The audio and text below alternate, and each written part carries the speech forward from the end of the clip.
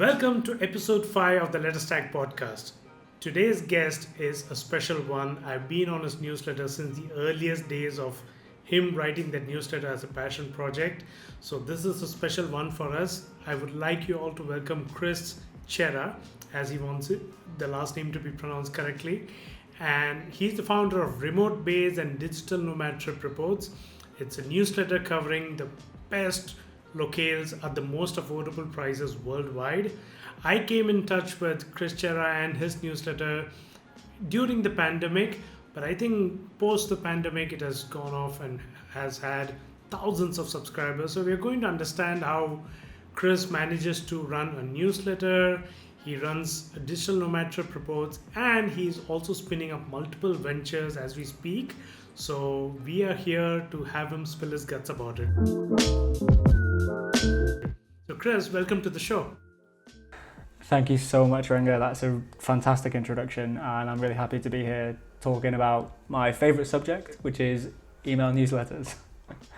Perfect. Yeah, newsletter happens to be my favorite too. That makes 3 of us, you, me, and the audience. So let's get started. But Chris, before we get started on RemoteBase and newsletters, would you mind talking a bit about what your life was before RemoteBase? Yeah, sure. So before RemoteBase, I was actually working in quite a boring job. I had a job in financial services in the UK, but it was a very kind of niche area of financial services. It was tax related. It was kind of dry and boring. But my background before that is all in marketing and advertising. That was what I studied, and that was where my early roles were, early in career. So coming back to newsletters and email for me it felt like coming home. It felt like a bit of a round circle moment where I came back to the thing that I was always really passionate about and always doing before. So it was quite nice. Awesome. And very always passionate about traveling, being a digital nomad before digital nomad became a thing worldwide?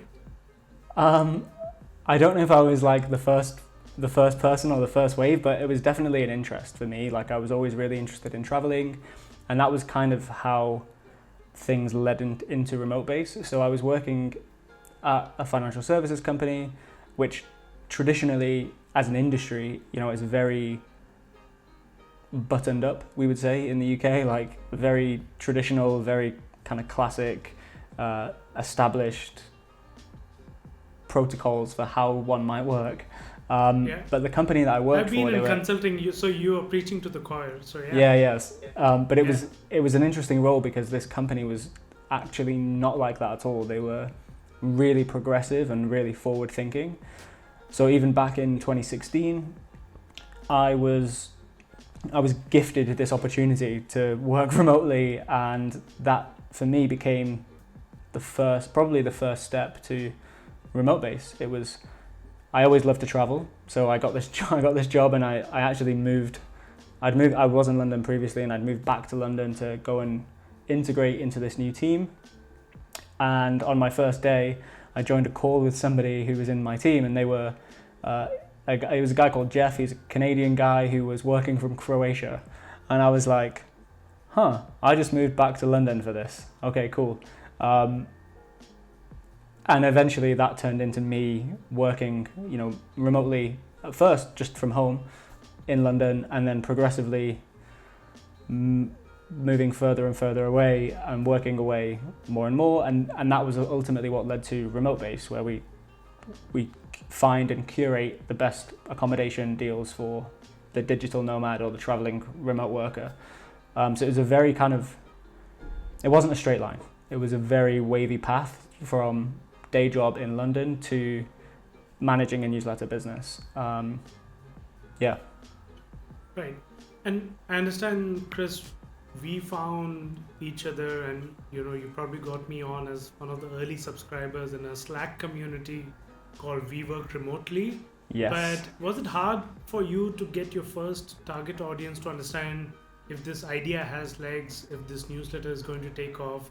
How did you find your first 1,000, 2,000 subscribers? Yeah, it's a good question.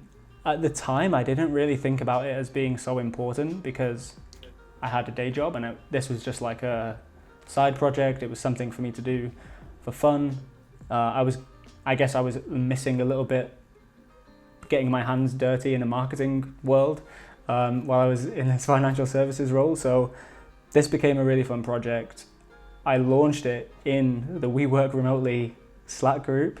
And that came after first talking about it there to see like, this is how I live. I work remotely and I travel.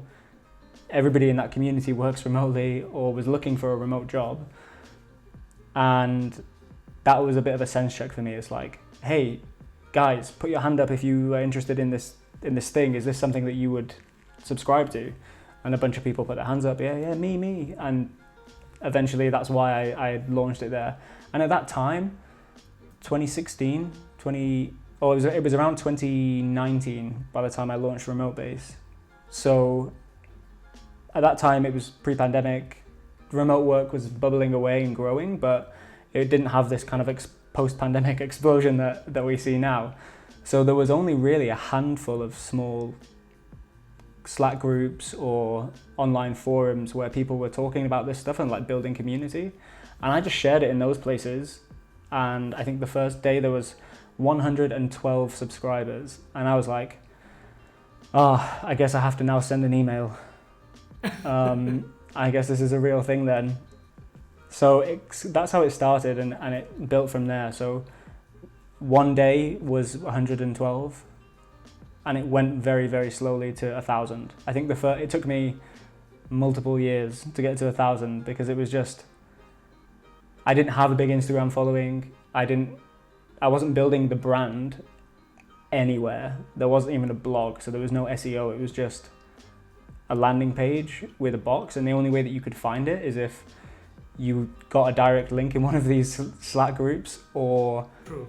I respond to a comment in a Facebook group, or somebody on the list shares it.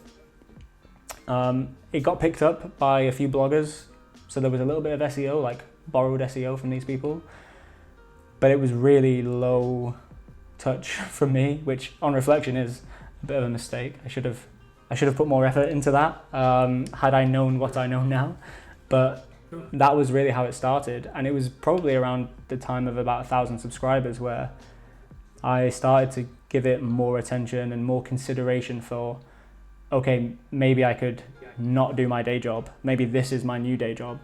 Let's think about that a bit more and see what pursuing that could look like.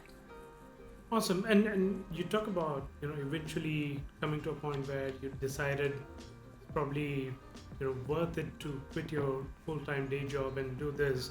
What's the tipping point in the remote-based journey when that happened? I think for me it was a little bit unique because I had this cataclysmic event of the pandemic to hurry all things of us, along. Actually. Yeah, but I think now, like, making this decision now is in a more stable world is probably way easier. For me, it was like everything. I paused a little bit in the pandemic because, people couldn't even travel, and it didn't really sit well with me. I wasn't really comfortable like sharing about, hey, this is how you can go and travel in the midst of all this chaos. And it was only when the world had like re-emerged again and people started to travel again that I focused my energy back on it. So it was paused for about 9 months or 10 months in total. And that was the point where I said, okay, now I take the off-ramp. So what that looked like for my job was I went part-time, and I then slowly I did something like 3 days a week at my old job. And I spent 2 days a week on more newsletter stuff. Outside of the world of newsletters, that was really challenging for me, like splitting my time. For the first 3-4 months, I thought, hey, this is great. I have like a 4-day weekend. And I was just doing more of my fun project in my off time. But actually, after that, I actually didn't feel too good about it. I felt like I was doing 2 things badly. And that's obviously not a satisfying place to be.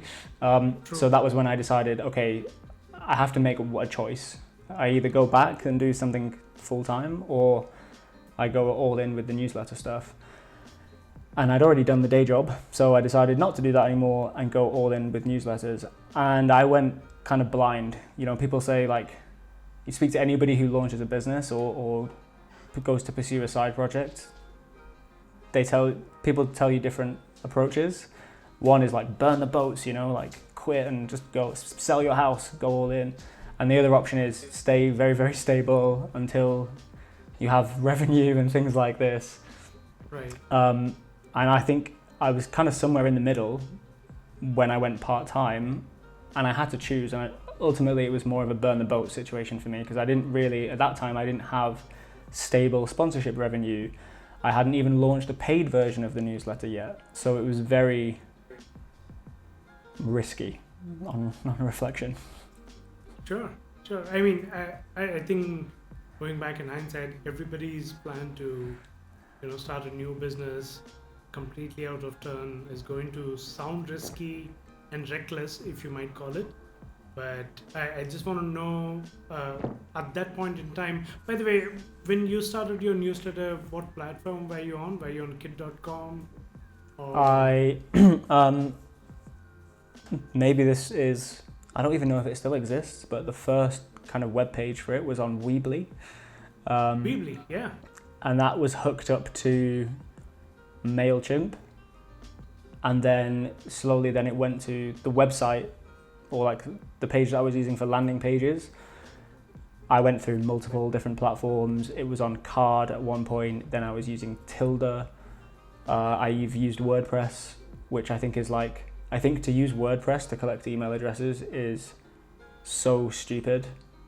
I think it's like trying to put a picture on the wall with a sledgehammer. It's just, don't do it. Sure. And yeah, I went through all these different platforms, but in the background, Mailchimp was still primarily how we were sending emails until maybe 2023. It was around the time that Beehiiv came on the scene, and I kind of watched very carefully what they were doing. Anybody listening who maybe doesn't know, like, Beehiiv were new at this point, and they had a really great team behind them. They were constantly building new features, and they still are now. But I didn't want to move because I'd since then launched the paid version of the newsletter. And while they were still developing, it wasn't quite transitioning a paid newsletter with the kind of segmentation that I had. It wasn't clear for me how to do that yet. So what I actually did was I moved the free newsletter first, and I kept running the paid version with all this tricky segmentation on Mailchimp until I could replicate it comfortably on Beehiiv. So I had this overlap period where I was running two systems for like 2 months or something. Sure. Actually, you're not the only one. There are multiple other folks who have came onto the podcast who did this sort of in-between route of being able to keep both systems running. Yeah. So you're not the only one, so I guess that was a prudent move after all, right? One thing that I always wanted to ask, at this point in time, RemoteBase is what, 50,000, 60,000 subscribers on the free version? On the free version, around as in now, or when we migrated? No, as of today, yeah. Now we have 10,000. 10,000, great. And there must be a percentage of that on paid, I believe. There's a Premium. percentage of it on paid, but it's not. I think my paid newsletter is probably not as conversion optimized as it could be. And that's been a bit of an operational challenge on my side. Like, I always found myself like a clock, like a pendulum swinging. Like, I would go from focusing really heavily on sponsorship and building like brand partnerships, and then that would do really well, and then the pendulum would swing back and I could focus on the paid premium, like upgrade conversions and everything there, and it just kind of swings and swings and swings. And I've found for my audience and my list, like the reward is like the pendulum doesn't swing evenly. The reward for the effort is really unfavorably leaning towards the sponsorship side of things. So I'll spend a little bit more time over there, and over time that's compounded I feel like I've almost been a bit negligent with some of the conversion stuff for the paid. Right. And eventually like that will swing back. I've also launched new projects. So again, that becomes like another dimension to the pendulum. But we'll actually want to know more about the new projects too. But before we get there, just one more aspect that I've always wanted to discuss with you. I know these are vetted travel and accommodation listings that people could go after, both in the free version and the paid version. But the free version has sponsorship revenue attached to it. At some point in time, I'm guessing it takes quite a bit of diligence and discipline to be able to get to vetted listings. So how much time do you actually end up doing this? And do you have a team doing this, Chris, with you? So the way that it's broken out is, it's probably better as well to kind of explain what the content looks like. So in the really early days, some people it was very flattering to me, had described the RemoteBase newsletter as like Scott's cheap flights for Airbnb. So maybe people are familiar with these like flight hacking emails where they monitor all the airlines and they send you the best deals. Like kind of what like what we were basically doing is this exact system, but for Airbnb on like long-term bookings, like 1 month or more. So an email would look like a list of 10, 15, 20 accommodation listings with the details around where it is, the price, the rating, things like this.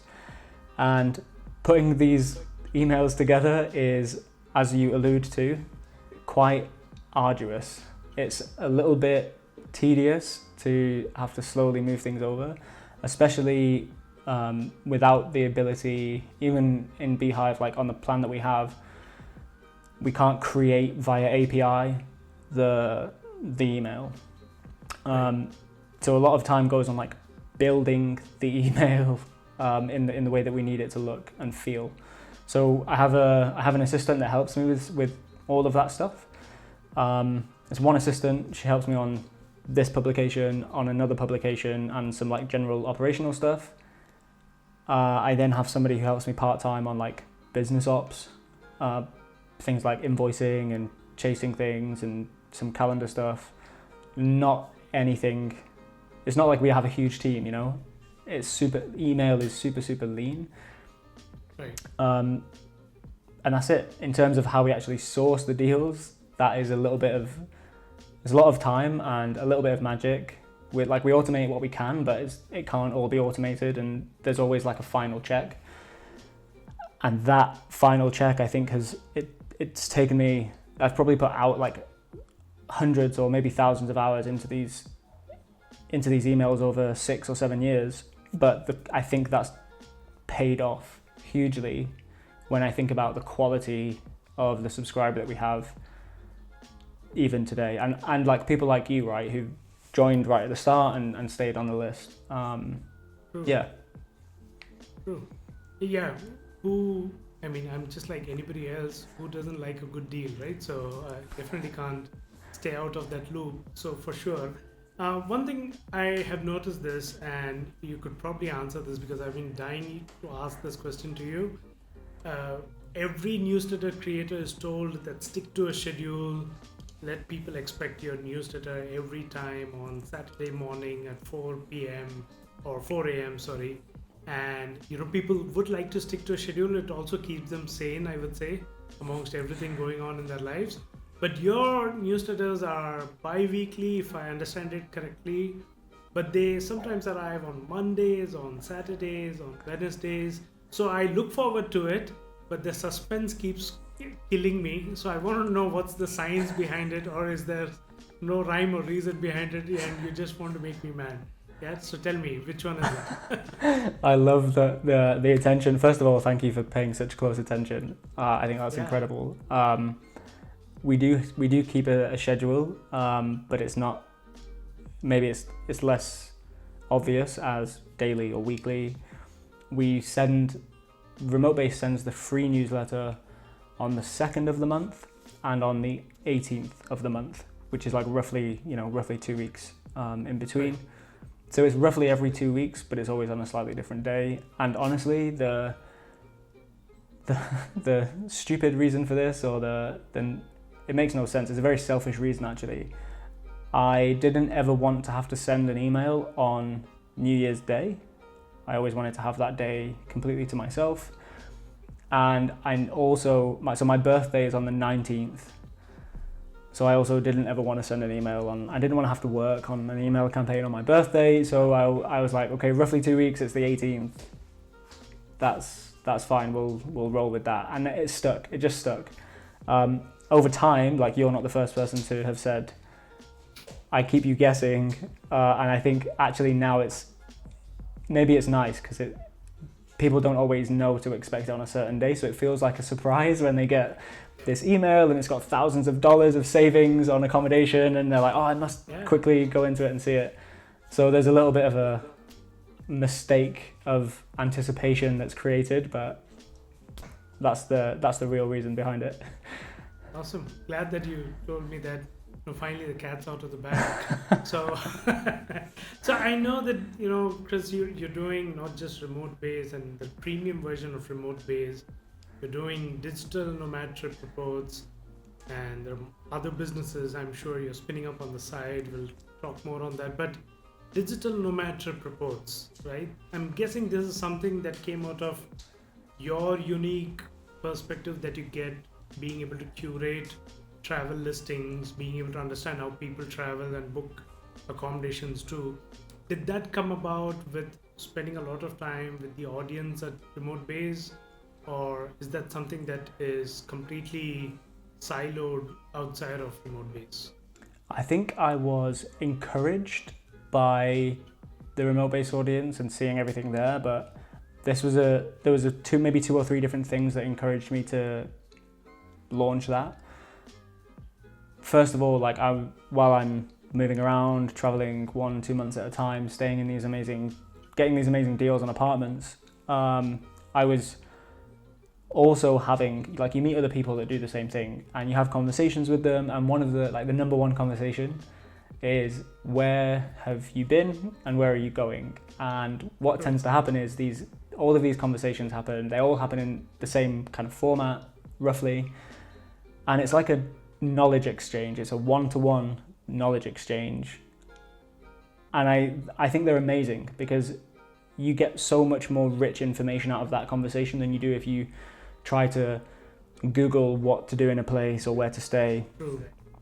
So I wanted to take the magic of that conversation and make it a one-to-many conversation, and this was already happening in different corners of the internet, places like Reddit. There's a whole subreddit for digital nomads and people would post their experiences there. I decided to test the idea a little bit by sharing these trip reports on LinkedIn, where in a kind of post-pandemic world there was more interest in travel and remote work and all of these good things, and they were really well received. And I thought, okay, how can we take more ownership of this and take it off LinkedIn, right? Because we don't want an algorithm layer between us and our readers. So that was kind of where the idea came from. And there's an interesting story behind that list, which was somebody else had a list that they were closing. It wasn't really the same kind of content, but it was very similar. It was a guy who was interviewing remote workers who had gone to another country to work remotely. So his mission was to do 192 emails, and each one would be somebody from one of each country from around the world working from somewhere else. And I think he did 50. He'd done a lot, and he got a bit bored or he wanted to move to another project, but he'd grown the list and it was only a small list. It was less than 1,000 people. But he announced, hey, I'm going to stop doing this. And I, being a nerd, I had been on the list for a long time and loved reading it, and I'd engaged with him before. And I messaged him back straight away. I was like, hey, I'm about to launch this thing. It's very, very aligned. Maybe there's a way that we could do a deal. Because the format for trip reports is that I never write the content. In the early days, I kind of submitted some reports, but the intention was always to grow it and have it be community-led, community-generated, especially in this world of like AI-driven content. I wanted to have verified accounts from real people who'd been to these real places and had real experiences to share that they could give. So that's all. It's a very community-led publication. All of the content is sourced via an Airtable form, and then an assistant just formats it into Beehiiv and tidies it up if it's necessary, and then it gets scheduled and it's ready to send. So that's super light touch. I never have to worry about content generation. And because of that, like that aspect being very similar to this idea of interviewing remote workers, we managed to come to an agreement where he announced it to the list that this would be happening and gave people the chance to like unsubscribe and leave. And then of the people who were remaining, I would pay a per subscriber rate, and I got a really good deal on it. And a lot of the original subscribers actually never left, so it was a really good. Amazing. It was a really good deal for me, and I think for him it meant that he got to see this project kind of not die. It got to continue in a slightly different form, so it worked really well for everybody. Amazing. So the digital nomad trip reports, I'm guessing it's probably not as big as RemoteBase is, or I could be wrong. It's just somewhere over 2,000, somewhere between 2,000, 2,500, and that sends weekly on Friday, and it's completely free. We run small sponsorships on it, and that's it. So yeah, that's the schedule for you folks who would like to stick to a schedule. If you don't want to, miss Chris's birthday and New Year's, that's the schedule you look forward to for digital nomad trip reports. But there's digital nomad trip reports, there's RemoteBase, there's RemoteBase Premium. But I hear that you are not sitting on your laurels yet. You're spinning up yet another venture. I believe you have learned a lot being on the field, being able to understand the discipline and the rigor it takes to publishing a frequent newsletter. And I'm guessing that you're also building a venture which puts you in a consulting role, if I might put it that way. And I understand it's called Mad Banana Media. Is that right? Yeah, what's that all about, Chris? There's a running joke, is that sometimes when people, like friends always comment that I always have a banana close by because I really like bananas. And that was kind of where the name came from for Mad Banana Media, because I wanted to have something that didn't sound like a traditional media company name. I wanted it to be a little bit wacky and represent, I have a banana on my desk even now. But awesome. No joke. I wanted it to kind of represent this new world of media, and I wanted it to be something that would stand out, and I think it does. But really that's about giving all of my current publications a home, because things were a little bit, not disjointed, but they just weren't so connected. So now RemoteBase, Digital Nomad Trip Reports, I work on another publication with a partner, I was already doing like informal consulting for other entrepreneurs in my network with their businesses or their publications. And so I wanted a way to wrap all of this activity in one place. And Mad Banana Media is basically that. So we offer roughly three services. The first one is like auditing your existing email operations, everything that you're doing. And the idea there is to just course correct you and stop you from doing all the things that you shouldn't do and make you do more things that you should do. Beyond that, we can do a full strategy. So we'll help craft a full kind of all-encompassing email newsletter strategy. And we do this for business owners or brand managers or creators. I think a lot of creators now, after seeing what happened to bloggers with Google updates, creators, especially in the video world or the more visual creators, start to understand that actually there's real power in owning the relationship with your audience. So we help those. And then the final service that we offer is something that I call the email doctor service, which is basically where it's very light touch. We subscribe to your email and we just respond. We reply to every email and we give you feedback and critique things. So there's a bit of an onboarding process to make sure that we understand what you're trying to achieve. And then once that's done, it becomes very light touch. And that means that we can do it at a very kind of affordable, reasonable price, especially for people who are early. And they get a lot of value out of it, is the purpose of that.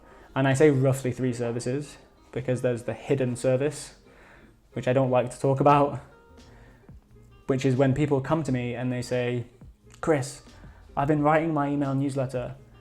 It doesn't work. I don't like it. Everything's it's wrong. It doesn't work. I write it and it doesn't work. So the problem is you need to write it. We need somebody else to write it. And then that problem will be solved. And I say, okay, sure, we could do that, but let's not do that because probably that's not the real problem. The real problem isn't that you can't write it. You probably can write it. And if you have the time and the resources to write it now, then let's build a strategy that will be successful and then continue to write it and build it according to a strategy, and probably then you'll have a lot more success. So we can do that, but I don't like to say that we can do it because it's not always the right way forward. True. But that's a lot of things being done under one umbrella, so I'm glad that you're going through it without getting your hair on fire. So kudos to you to be able to compartmentalize and give each of these ventures dedicated time and effort. Because I know that, this is also a very cataclysmic event, if I might put it that way. A lot of jobs are being obliterated by AI, a lot of people are getting laid off, but they also never had a better time to be able to explore where their passion projects could take them. And I believe just like you took that leap somewhere in 2019, 2020, I'm hoping that a lot of people are also wanting to do that. So if you were to be in their shoes today, could you offer any tips on what could people do to build the next remote base that blows up in probably 26, 27? Any tips from your end to start today? It's a really good question. I would say start organic, and I guess start, because a lot of people will block themselves before they even get started. So just get the landing page. All of the best providers now, whether it's Kit or Beehiiv or MailerLite, whatever, they all give you the option to just have one login that does everything. So just get the login and play around and treat it like a game. Get started, and when it comes to maybe more serious tips, start organic early. Go and find out where your perfect reader is and just be there. And get early organic subscribers, because they will set you up for future success into far into the future.